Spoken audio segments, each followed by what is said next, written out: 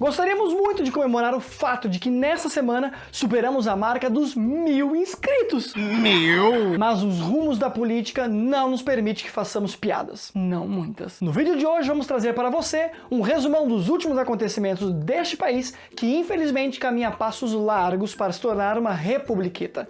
Sim, estamos falando do Brasil. Tá difícil acompanhar cada passo do furdunço que anda acontecendo em Brasília. Então fica com a gente para entender os principais fatos que estamparam as manchetes dos noticiários. Mas antes, não se esqueça de curtir este vídeo e de se inscrever neste canal. É muito importante para que a gente se mantenha empolgados em produzir cada vez mais conteúdos para vocês. Compartilhe também com seus amigos e familiares, porque eu tenho certeza que tem muita gente perdida no meio de tudo isso. Eu sou o Wellington Rodrigues e esse aqui é mais um vídeo para o canal. Calma, tudo vai dar certo. Roda a vinheta!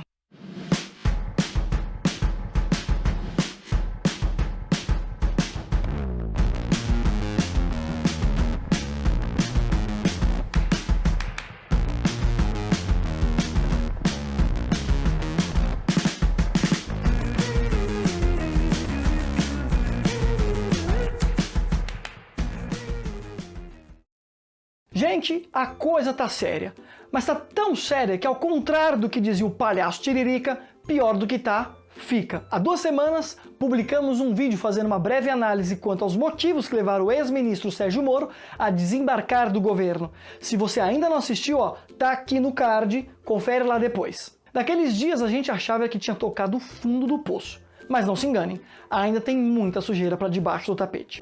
Crises políticas e desentendimentos entre esquerda e direita são comuns em países democráticos. O grande problema é que parece que estamos desgovernados e o negócio está tão confuso que às vezes não dá nem para saber quem é que faz parte da base aliada do governo e quem é da oposição. Tem gente que jura que o Dória é comunista. Não, gente, ele é oportunista e é bem diferente. Nós brasileiros que no futebol estamos acostumados a assumir uma posição no pódio, continuamos em uma posição de destaque, só que dessa vez é no ranking dos países com mais mortes registradas pelo coronavírus. O Brasil está em 6º lugar e este é o primeiro fato relevante que queremos alertar a você. Ultrapassamos a marca de 14 mil mortes por coronavírus e estamos nos tornando motivo de preocupação e piada mundial.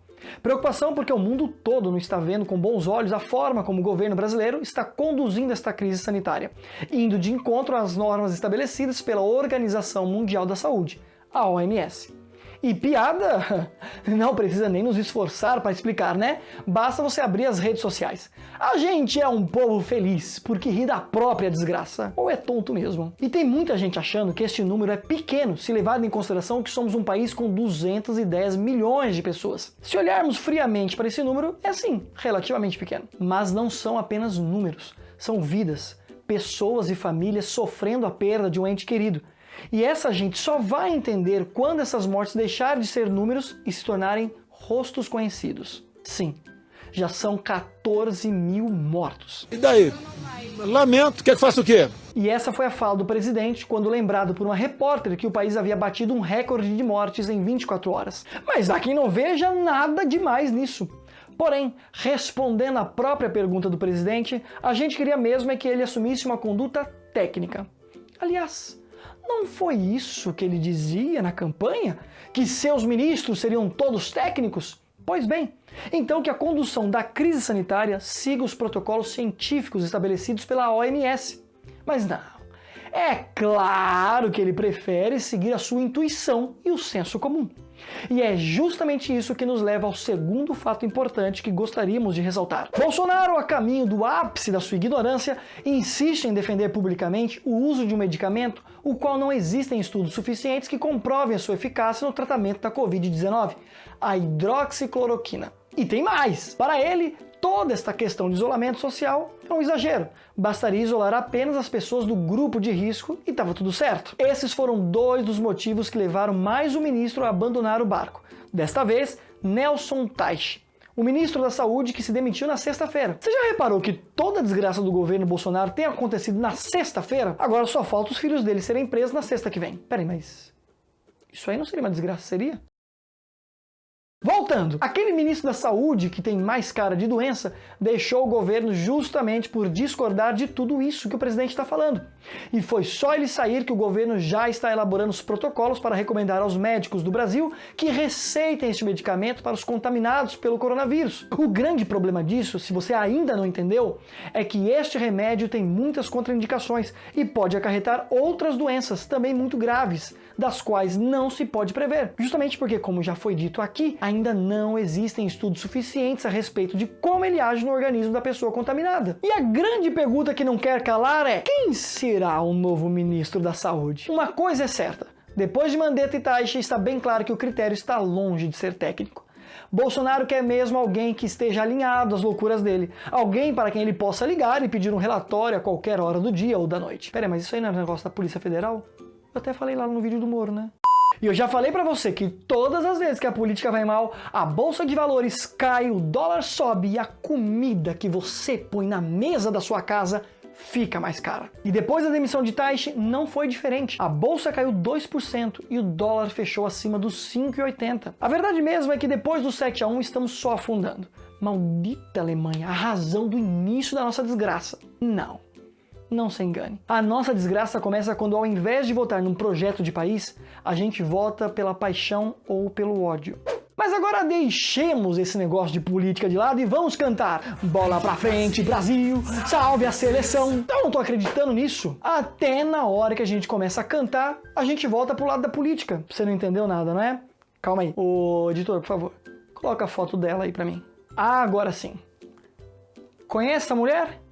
Regina Duarte é o nome dela.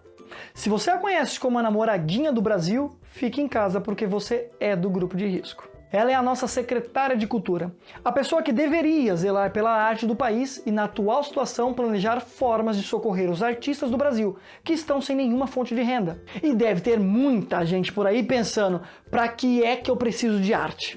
É bobagem isso daí. A música que você ouve, o filme, a série ou a novela que você assiste são feitas por artistas. A arte tem a árdua tarefa de tornar a vida mais leve. E um país que não respeita a sua cultura, não respeita a si mesmo. E antes que alguém ache que artista não precisa de política pública porque tem dinheiro, é preciso esclarecer que artista e artista famoso são categorias completamente diferentes. Não estou aqui falando dos globais, hein? Me refiro aos cantores de bar, circenses, artistas de rua, atores de teatro, bailarinos, mágicos e muitos outros que sobrevivem do pouco que lhe pagam a cada espetáculo realizado. E neste momento de isolamento social, não há trabalho. Mas de pensar nesses artistas, o que foi que a Regina fez? Deu uma entrevista patética ao canal CNN. Parecia até que ela estava drogada.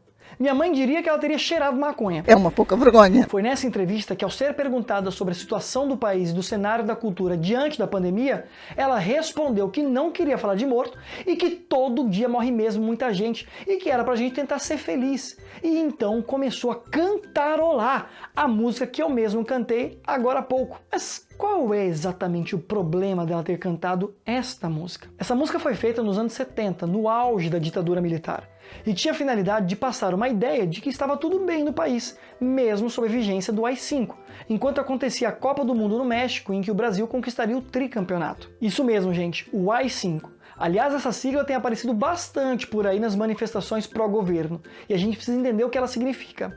AI-5 é Ato Institucional número 5. Foi uma espécie de decreto baixado pelo general Costa e Silva, que governava o Brasil na época, e retirou os direitos do povo de se manifestar politicamente. Na prática, isso quer dizer que todo cidadão era proibido de se manifestar contra o governo.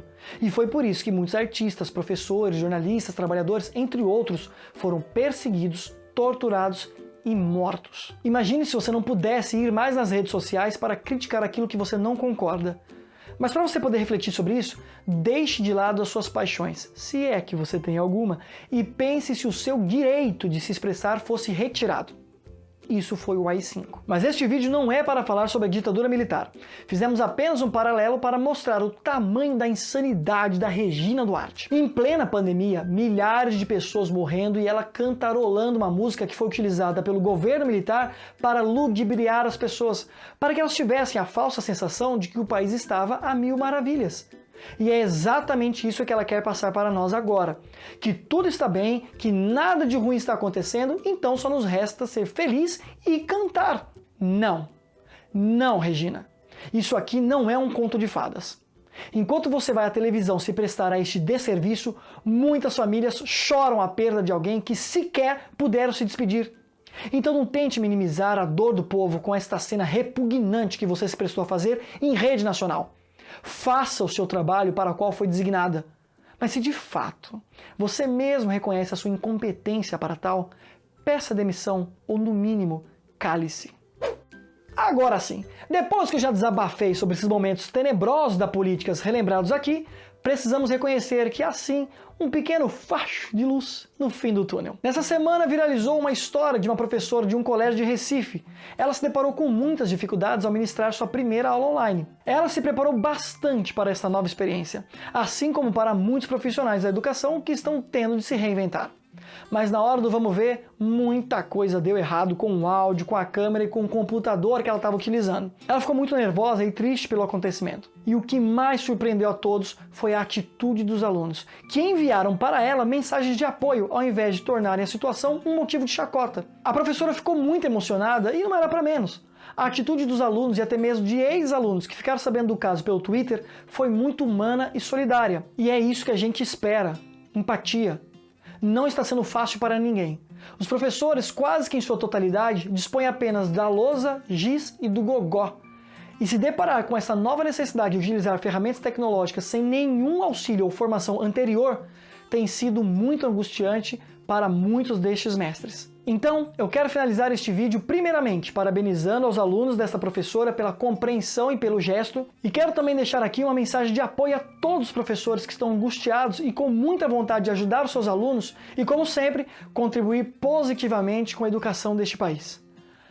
A minha mãe é professora, e é para você também, mãe, que eu quero dizer: calma, a gente vai ajudar e tudo isso aqui vai dar certo.